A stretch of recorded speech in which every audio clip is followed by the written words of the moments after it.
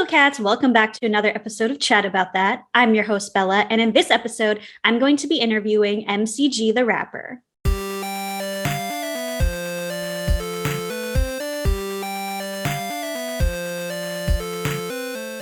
Welcome back to Chat About That. I'm so excited that I have my first guest with me, MCG the rapper. Thank you so much for joining me on Chat About That. I actually mentioned him all the way back in season 1, all the way back then, and I was in the middle of quarantine and you came out with an album and I was like, oh my goodness, this is amazing.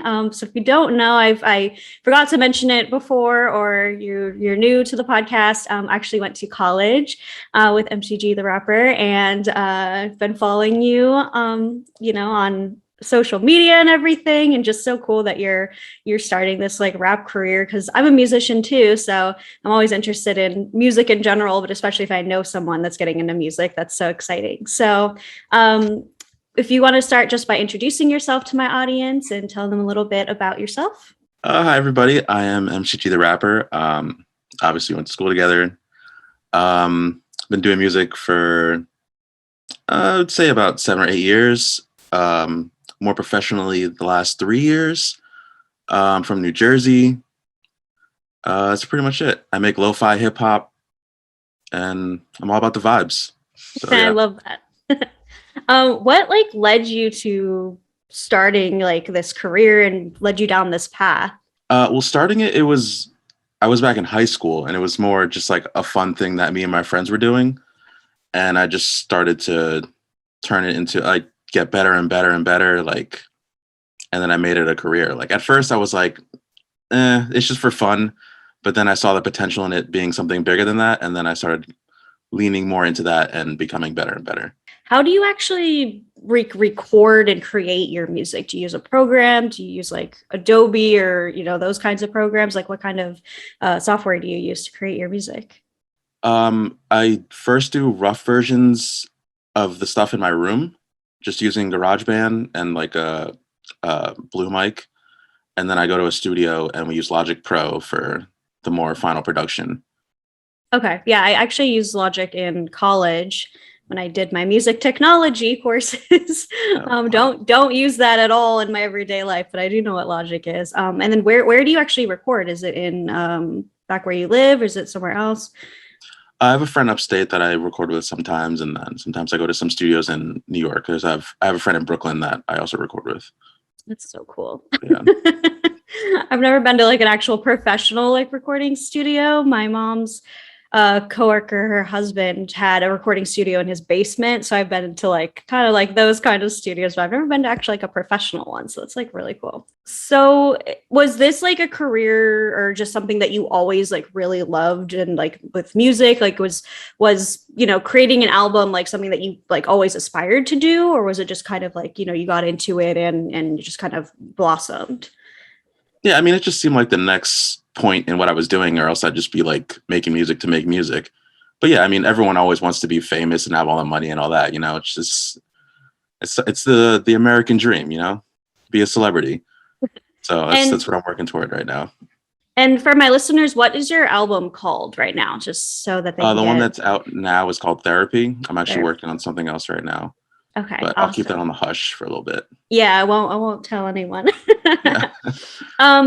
What artists have been like a really big inspiration for you? Growing up, it's like all the like Jay-Z, Kanye, all that stuff. But recently it's been Coda the Friend, Saba, Childish Gambino, Tyler the Creator, like the more obscure artists that are also in the mainstream. They're not like super underground, but most people don't, outside of the hip hop world, don't know them, Yeah, when I listened to your album, I kind of got like some of that like Childish Gambino, like those kinds of vibes where it was like definitely like mainstream, but also like a little bit different and unique. So I did pick up on some of that when I was listening to your music. What's been like the most difficult thing so far that you've encountered? I guess just getting it out there. It's hard to get people to care until they already care. Like, you can show as many people, share it as much as you want, but people aren't going to care until, everybody else, it's trending basically. Then they'll start to care about it. So that's the hardest part, trying to come up with a way to be a trend or something like that, Has there been anything that you've attempted to do? I mean, I know based on what we've talked offline, you've done like some radio interviews, and I know you have like merch and everything, and you're on YouTube. But I mean, is there other like avenues that you've tried to get in? I tried to do like a daily vlog kind of thing on TikTok, but that didn't blow up as the way I thought it would. And yeah, I did the radio stuff and all that. Yeah, some podcasts, but it's just difficult to get out there. Yeah, As especially easy as it is because to connect with people on the internet, it's also hard to connect with people on the internet. As weird yeah, as it I is. think especially with this day and age, like you mentioned TikTok, where you see these people who go on TikTok and they're really talented, but then they don't have any views. But then there's other people that are talented or maybe not talented who like blow up and then they get like careers in like fashion or music or whatever. It's just kind of, I feel like everybody has such access to all these platforms that they can use to amplify themselves. But it's kind of like, it's like a guessing game on whether or not you're gonna blow up or not. So yeah, it's 100% definitely, chance. yeah. So I mean, even with me with my podcast, I'm still small and I've been doing it. This is like the third year that I've been doing it. So sometimes you hit the gold pot, but sometimes like it's, you gotta build it up. Yeah, I mean, at this point, my philosophy is like just have fun with it. Like it doesn't have to be absolutely perfect. It doesn't have to blow up. As long as you're making good content, eventually somebody will find it. And that's the hope. But at the end of the day, I'm having fun. So that's the most important part for me. Yeah, I love that. Just having fun with it and not really caring, too much, but still putting yourself out there and working towards your goals. Exactly. What has been the most rewarding part that you've found so far? I would say friend support. It's really nice to see that. Like friends sharing it, friends buying merch. Because I don't have any like fans, so it's good that my friends came out and supported me when that happened. Oh, that's good. I'm always happy to support you. Yeah. Is there been any like weird moments or like WTF things that have happened since you started or since you like dropped your album? WTF moments. I don't think so. I have a one kind of cool little story. I was doing one of my many few shows in DC, and after I got off stage, an old man came up to me and was like, "Keep doing what you're doing. You're different, kid." And it was like the wise old man coming up to you and be like, "Okay, you're doing pretty good." So that was a really cool moment for me. But yeah, I Oh, haven't really had any WTF moments. oh, that's sweet. Yeah. You haven't done many shows, I guess, since like COVID started. Yeah, and Yeah. I think it was summer 2020. There was like some shows in certain areas, but it was like restricted and like not that many people can go and stuff like that. It was more showcases for a bunch of artists, which was nice. So I can like slide in there and do a couple songs and then leave. But I haven't done like a show with just me. Yeah, I mean, I remember like when you dropped the album, it was 2020, like height of pandemic time, and you came down to do something in DC and we met up. But I mean, I think definitely like if it wasn't COVID or like things were like a little bit better, like I definitely would like go see your shows and try to help you like find some cool venues and stuff in DC because since you're in Jersey, it's like the East Coast is like such a good, there's so many like places you could go for like small venues and stuff like that, but just the world is not being kind right now. Yeah, it came out at the absolute worst time, but trying to make the best of it. Have you had like that I've made it moment yet, or are you still kind of building up? Nah, not even close. Not even close. I got big goals. Yeah. I need the subscribers to go up. I need to get featured on more things. It's a long road ahead, but I'm on the first step. What are some of those like big goals that you have? Or the secret? Just features with bigger artists. Yeah, just working that, doing bigger shows, more views on videos and stuff like that. I would like to get on more like review sites. I don't know if you know the Needle Drop. He's like a big YouTube music reviewer. That'd be cool to get like my music reviewed by him, but he like hates everything. But it would still be cool to like see that up there one day. Yeah. Do you have any like connections through your like recording studios or like your friends or anything that could help like amplify you? Not really. I mean, everyone's pretty much on the same level as me that I'm working with, so I don't know any famous people. If that's what you're asking, I wish, but I Yeah. don't. No, I don't know any famous people. I've met famous people, but I don't know any anyone that I could loop you in with.